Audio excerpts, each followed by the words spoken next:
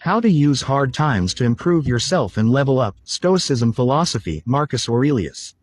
Intro. There is a moment most people never talk about. The moment when everything falls apart, and you are left standing in the wreckage of what your life used to look like. Maybe it was a job you lost. A relationship that ended in silence. A health crisis that arrived without warning. A failure so public it felt like the whole world saw. A season of life where no matter how hard you tried, nothing seemed to move in your favor.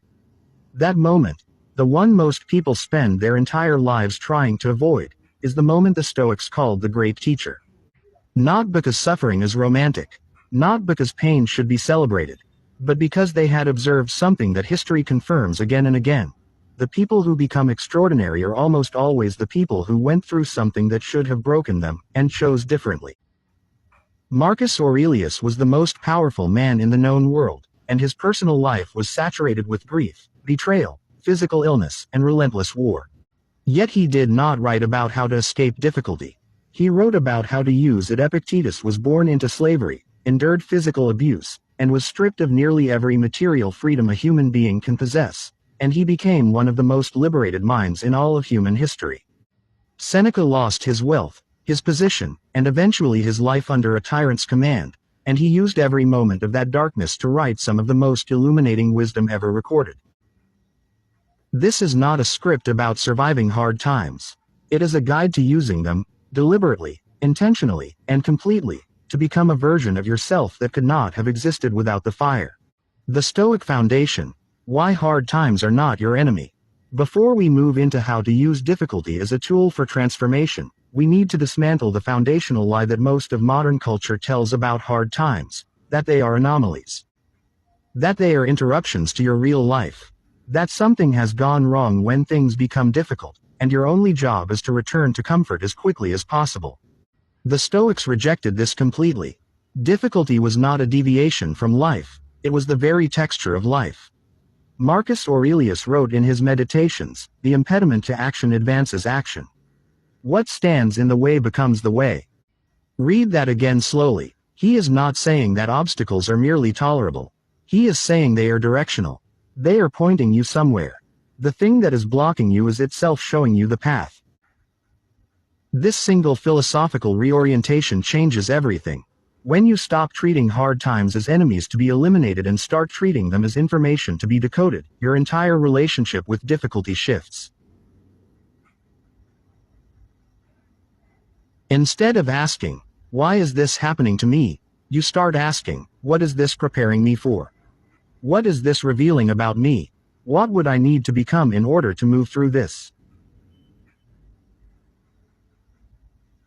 These are not passive questions. They are the most powerful questions a human being can ask in the middle of darkness. They transform you from a victim of circumstance into a student of experience. And students, the Stoics believed, always eventually surpass what they were taught, if they are willing to actually learn. Principle 1. Hard times reveal who you actually are. You will never truly know yourself in comfort. Comfort is anesthetic. It numbs the sharper edges of your character, the parts that need development, the weaknesses that need confronting, the false beliefs about your own strength that have never been tested.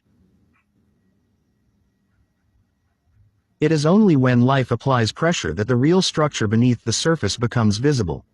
Marcus Aurelius understood this as both a philosophical truth and a lived reality. He wrote, "The quality of your life is determined by the quality of your thoughts." But thoughts, he knew, are only truly revealed when circumstances strip away the performance.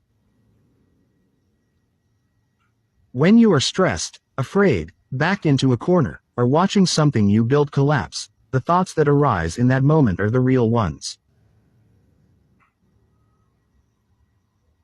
The unguarded ones. The ones that tell you who you have been building yourself into all this time.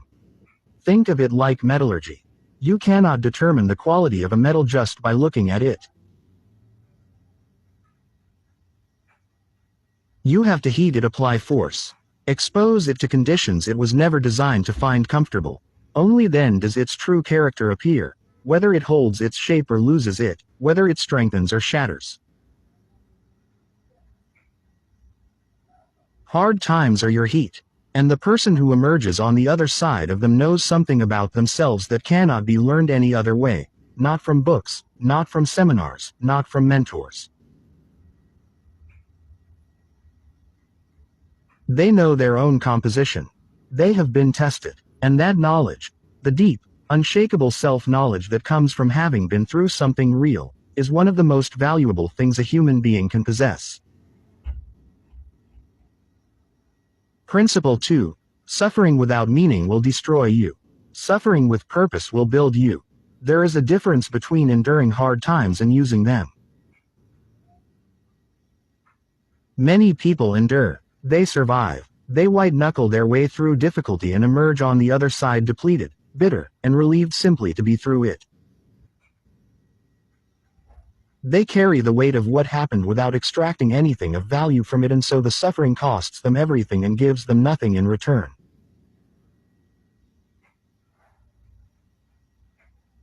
The Stoic approach is categorically different. It asks, "What is this for?" Not in a naive, spiritual bypassing way that pretends pain is not real, but in the disciplined, intentional way of someone who refuses to let suffering be wasted.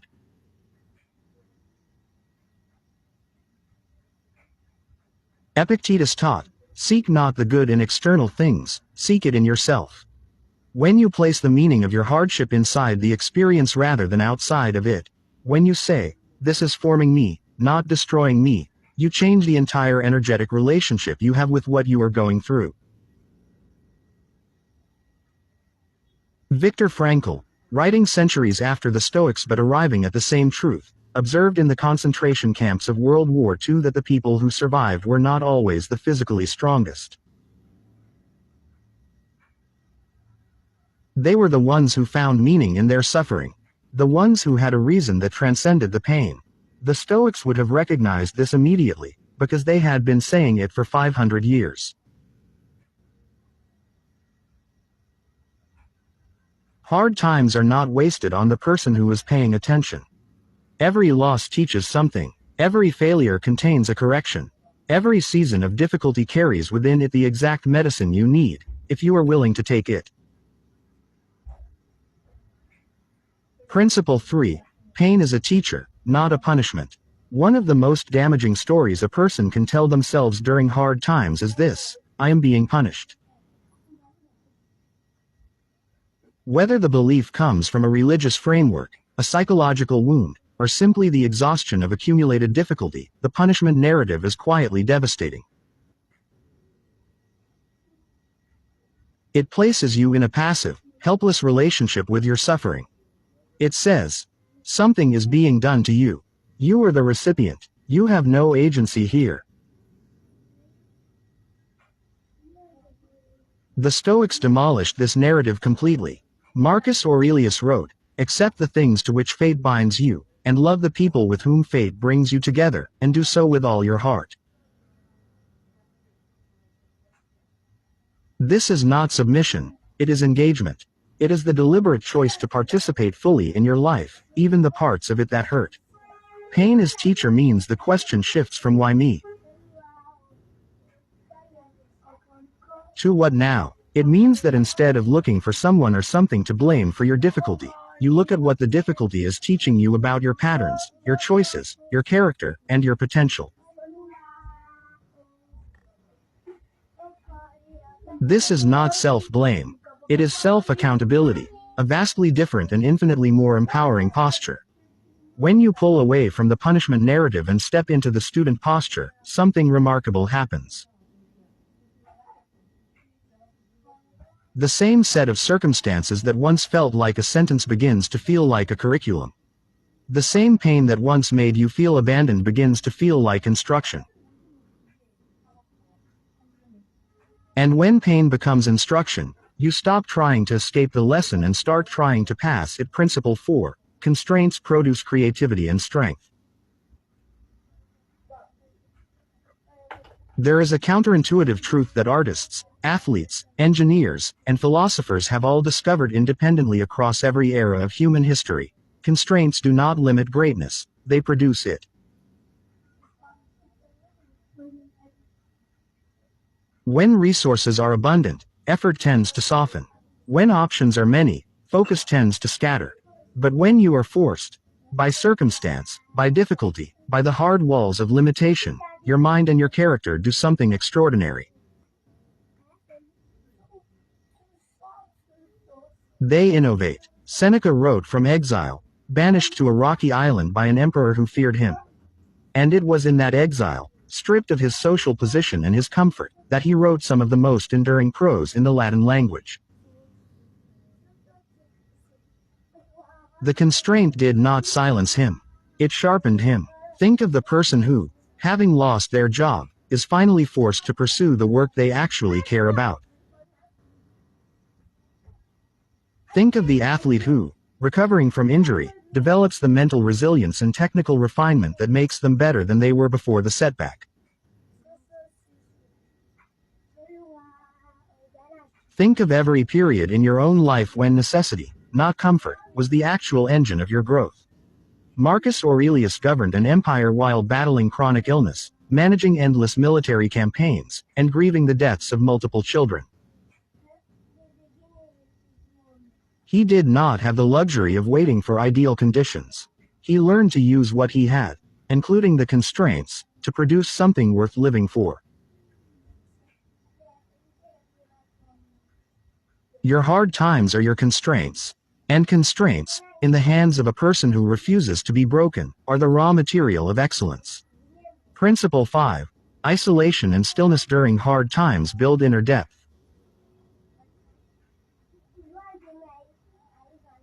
When life becomes difficult, the temptation is to fill the space with noise. More activity, more distraction, more scrolling, more socializing, more anything that keeps you from having to sit alone with the reality of what you are facing. This is understandable, but it is, the Stoics would argue, one of the most costly choices you can make during a season of difficulty. Marcus Aurelius was a prolific advocate of what he called going inward, returning, again and again, to the interior life as the primary ground of wisdom and stability. He wrote, "You have power over your mind, not outside events. Realize this, and you will find strength." But this realization does not come through noise. It comes through stillness. Hard times create a natural invitation into depth. When the external world is chaotic, unstable, or painful, there is a gravitational pull toward the interior.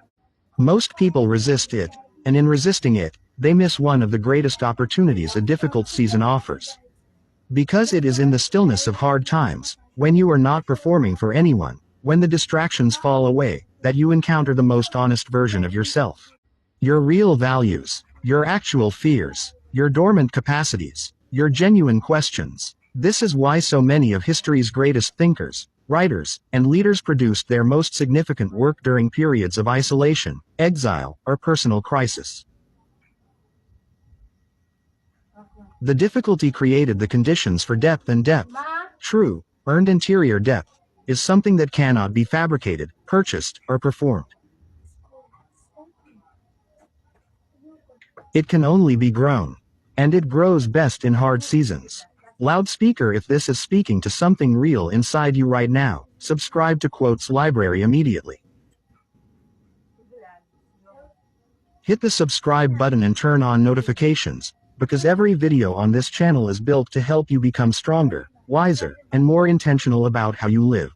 Subscribe now and join a community that takes growth seriously. Principle 6. Hard times clarify your priorities with brutal precision. Before difficulty arrives, most people carry a long list of things they believe matter to them. They believe they value their relationships, until a crisis reveals which relationships were real and which were convenient. They believe they know what they want, until something strips away what they have and shows them how much of what they were chasing was actually noise. They believe they are living according to their values, until pressure applies and they discover which values actually hold weight under fire. Hard times are the great clarifier. They are merciless and precise in a way that comfort never is. When things fall apart, the essential becomes visible almost immediately. You stop caring about the opinion of people who do not truly love you. You stop spending energy on pursuits that were never connected to your actual purpose. You start caring, deeply and without apology, about the things that genuinely matter: your health, your real relationships, your character, your peace. Seneca wrote, "It is not that I am not afraid of death, it is that I know what is worth living for." He arrived at this clarity through the repeated experience of loss and threat, not through comfortable philosophical reflection. The difficulty was the instrument, and what it produced was an unambiguous, unclouded understanding of what actually deserved his attention. When you emerge from hard times with this kind of clarity, with a shorter, truer list of what matters, you stop wasting your irreplaceable time on things that never deserved it in the first place. You become focused in a way that is only available to people who have been through something real. Principle 7. Your response to hard times defines your future self. This is the most important principle of all, and the one the Stoics return to with the greatest consistency. It is not what happens to you that shapes your life. It is what you decide to do with what happens to you. This is the bedrock of Stoic philosophy. The external world is largely beyond your control. The response to the external world is entirely yours. Marcus Aurelius wrote, "Between stimulus and response, there is a space.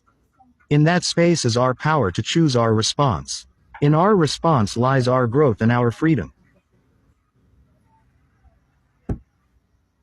He lived this truth in one of the most demanding contexts imaginable, navigating political assassinations, military defeats, plague, and personal grief.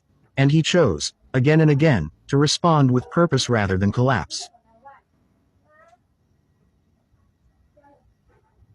Your response to hard times is not just a coping strategy. It is a creative act. Every time you choose discipline over surrender, reflection over resentment, forward motion over paralysis, you are literally building the person you are becoming. You are making a deposit into a version of yourself that does not yet fully exist. And those deposits compound. They accumulate. They create, over time, a character that is genuinely different from what existed before the difficulty arrived.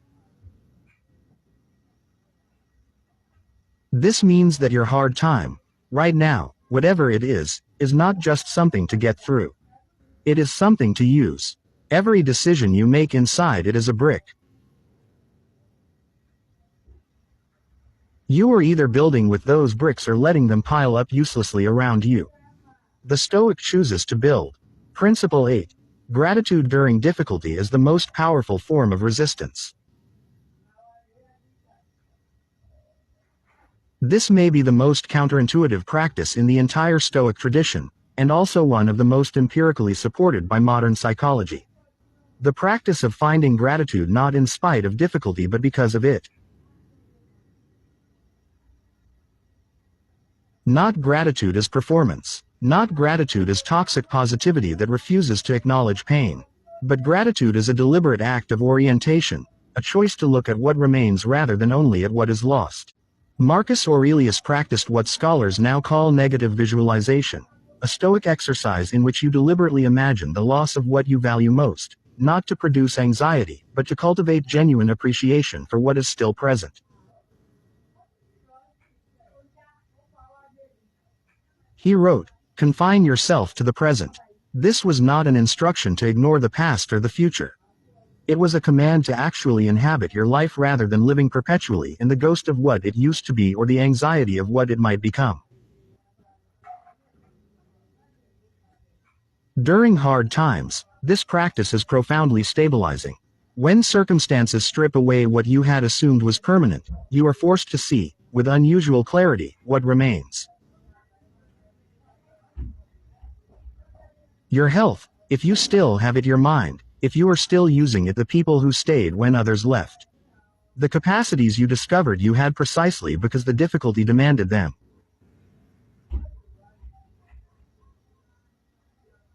Gratitude in hard times is not a denial of pain. It is a refusal to let pain be the only story.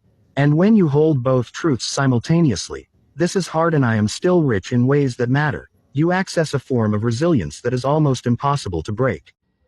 Principle 9. Hard times force you to develop what comfort never would. Think about the qualities you most admire in the people you respect. Resilience, patience, empathy, courage, perspective, groundedness, humility. Now ask yourself, is it possible to develop any of these qualities without difficulty? Resilience without adversity is just theory. Patience without frustration is just waiting.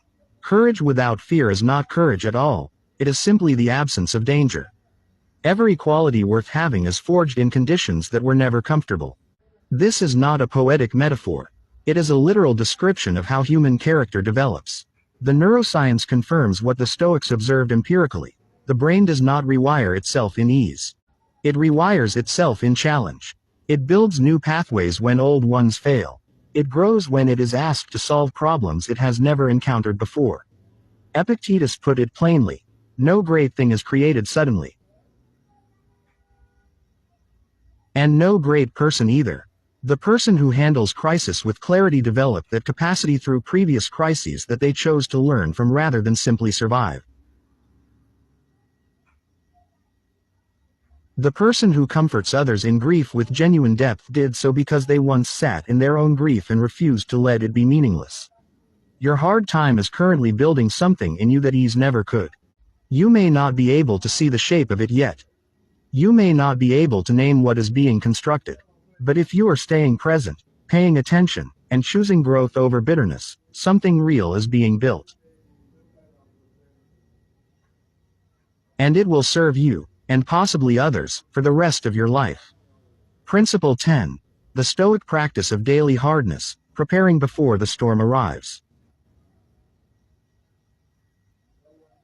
One of the most practical and underappreciated aspects of Stoic philosophy is its proactive approach to difficulty. The Stoics did not simply respond well to hard times, they prepared for them.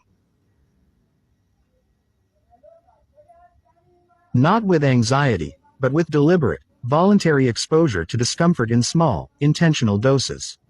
They believed that if you practiced hardship before it arrived, it could not ambush you the same way. Seneca practiced this explicitly. He wrote about voluntarily fasting, wearing rough clothing, sleeping on the floor, not because he was punishing himself, but because he was training himself. He wanted to know that he could survive simplicity, scarcity, and physical discomfort without his character collapsing. He wrote, "Set aside a certain number of days, during which you shall be content with the scantiest and cheapest fare, with coarse and rough dress, saying to yourself all the while, is this the condition that I feared?" Marcus Aurelius carried this same spirit into his daily discipline. He rose early. He trained physically despite illness. He exposed himself to the company of people he found difficult.